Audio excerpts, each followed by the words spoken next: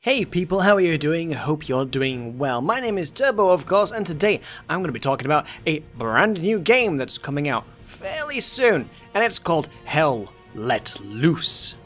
So, before we get underway, I'm just going to play for you the trailer, the reveal trailer in its entirety. It's not gameplay footage, but it's the best we're going to get for a little period of time until they come up with something. It's not spectacular, but it is spectacular, but I would have liked to see gameplay footage. But anyway, before I ramble on, let us watch the actual trailer.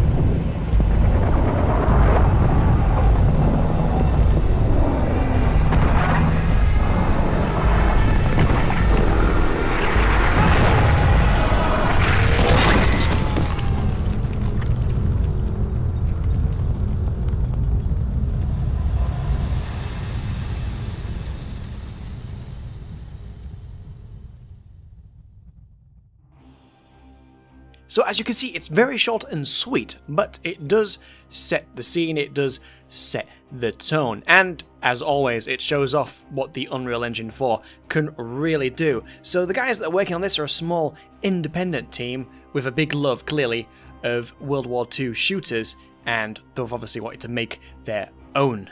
Now, inevitable comparisons are going to be made, even at this really early stage where people are like, yes, it's not going to be as good as COD, is it? The new World War II COD. Well, no, because the game is entirely different from that kind of thing. It's not going to be a run-gun arcade shooter. They're going for hardcore realism from what we've seen and heard so far. It's going to be very much a team-based gameplay. No, but there's probably going to be those odd occasions where someone's going to go on like a kill streak, as it were, or go gung-ho and go running out into the battle, but it's supposed to be a team-based game where there's going to be a heavy emphasis on teamwork, communication, and getting the job done as a unit rather than on your own. So I guess if there's going to be any comparisons, something like Squad, is probably going to be more accurate for what it is. Think Squad in World War II, and you're kind of getting halfway towards what this game is trying to accomplish. But that's not all.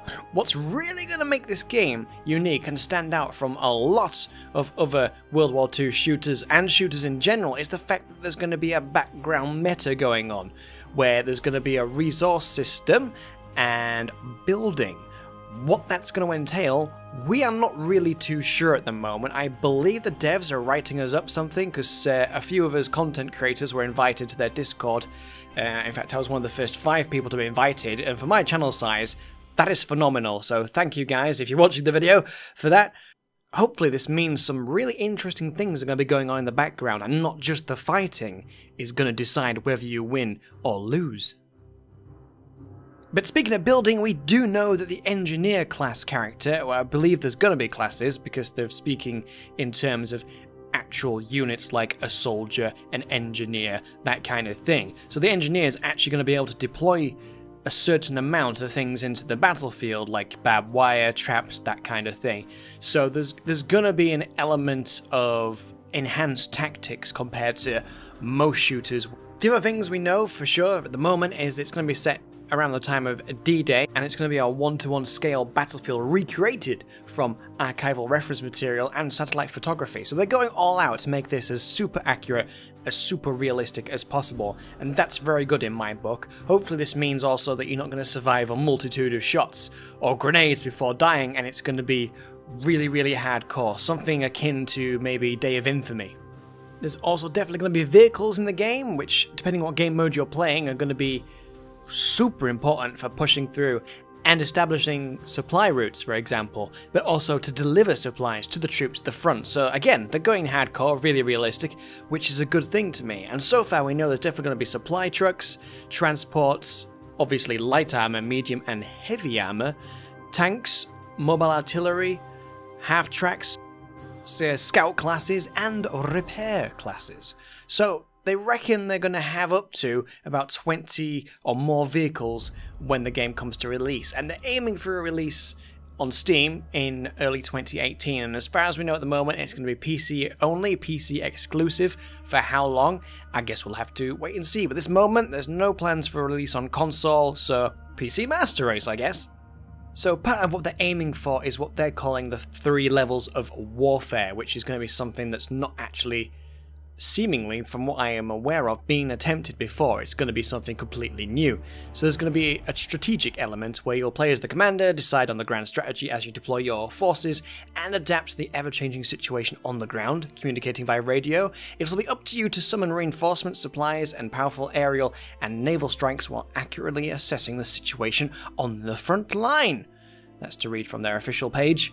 And then there's going to be operational side of things, which will be establishing a supply line of trucks, transport vehicles, and armoured recovery vehicles. Supplies will allow your forces to construct minefields, defences, and garrisons.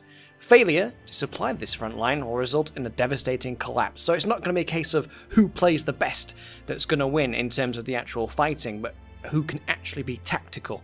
And speaking of tactical, the tactical side of things, where you could play as an officer and establish observation posts and garrisons before working to determine the best course of attack or defense for your unit, mark targets with your binoculars to notify the commander, and work together to flank, reinforce supply, and obliterate the enemy. So all sounding really interesting. When it comes to weapons, so far they're aiming for about 16 or more historically accurate rifles, submachine guns, light machine guns, heavy machine guns, pistols, and assault rifles, and possibly a flamethrower, which is going to be interesting. Grenades, mines, mortars, heavy ordnance, anti-tank stuff, all that kind of thing are also going to be in there, and that's going to be amazing. So there's going to be 14 roles in total. And for those of you that love your historical accuracy and stuff and are really interested in knowing what you can play as, there's going to be the British forces, obviously the Germans, the Soviet forces, and the Imperial Japanese forces so far. And in their own words, in the term of the realism that they're aiming for, they say they're trying to make it a game that mixes the high-intensity carnage, weapon mechanics, and brutality of a game such as Red Orchestra 2 with the operational, supply, and construction mechanics of Project Reality, and then also combining underneath all that, the meta strategy of a game such as Company of Heroes. Because they're trying to aim for something that's going to be intense and bombastic, rather than something that's going to be long and dragged out. So they're trying to keep it action-orientated. In terms of players, they're aiming for 100 in total, which is no small feat if they manage to accomplish that reliably and consistently without too many problems. So it'll be 50 v 50. Which is pretty epic for a small indie team, so I'm looking forward to see what they do with that, whether they'll increase that at any point is anyone's guess at this moment. They're hopefully having the terrain be destructible and stuff, so balancing out performance to the destructibility of things like bridges and stuff is all kind of up in the air at the moment, and I'm guessing we'll see when we get to see some actual gameplay footage, which I can't wait for, and I hope our insider knowledge will mean that I'll be able to tell you something about that really soon. And speaking of some of the realism, things like the medic role isn't going to be as contrived as some other games have been historically in the past. They want to try and have the medic having a vital role, and they'll be able to do things like dragging, carrying, and reviving wounding players, but they've said that they're going to build a 3-tiered system of wounding that reflects the reality of the conflict, without bogging down the player with tedious mechanics. So, for example, if you would take a shot to the extremities, like your leg, your hand, you might be able to deal with it yourself. But if you get hit in a vital area, you'll have to see an actual medic, and getting hit by a mortar round or throwing yourself onto a grenade will turn you, as they said, into Humpty Dumpty. You know, lots of pieces. As for vehicles, they want to have full damage for those as well, and they're going to try and make that again as historically accurate as possible, so there's not going to be any of the, you know, Jeep drives towards the tank shoots the Jeep, and the Jeep's fine for, you know, another 2 hits. It's going to be a case of if you drive a small little tin 4 wheels towards a tank, it's going to get obliterated, as quite rightly it should be.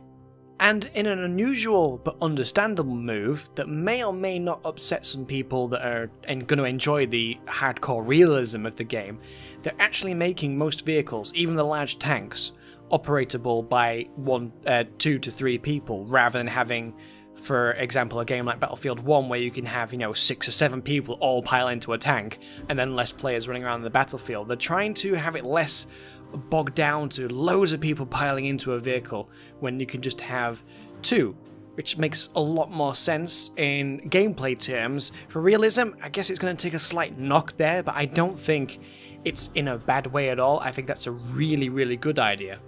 And as I was saying before, the engineer is possibly going to be able to change the tide of war as well by forcing choke points, directing fields of fire with machine gun nests, all that kind of thing, putting down landmines. So that's going to add another interesting mechanic to the game, because it's going to be such a large map. It's not going to be like Battlefield where it's pretty big but you can get to one side really quickly. They're estimating it's going to take about 15 minutes to walk from one side of the map to the other. It's just going to be one massive scale warfare, which is possibly going to be incredibly exciting, and I really hope it will be. So what do you think, guys? Do you reckon this sounds interesting? Do let me know in the comments below. Personally, I'm pretty excited because I really love anything that's new and different and pushing the boundaries, especially when it comes to a little indie developer like it's Black Matter. A small indie company trying to do something so huge in scale is actually really exciting, and I'm really looking forward to seeing what they do with it. It's their flagship title, so I guess the only thing stopping them now at the moment is time. Time will tell where this will go. And if you want to know more, I will put the link to their website in the description down below, which covers some of the things I've said in a bit more detail if you really want to get into the nitty-gritty. And thanks for watching, guys. Do leave a like and consider subscribing if you haven't already, and I'll see you guys in the next one.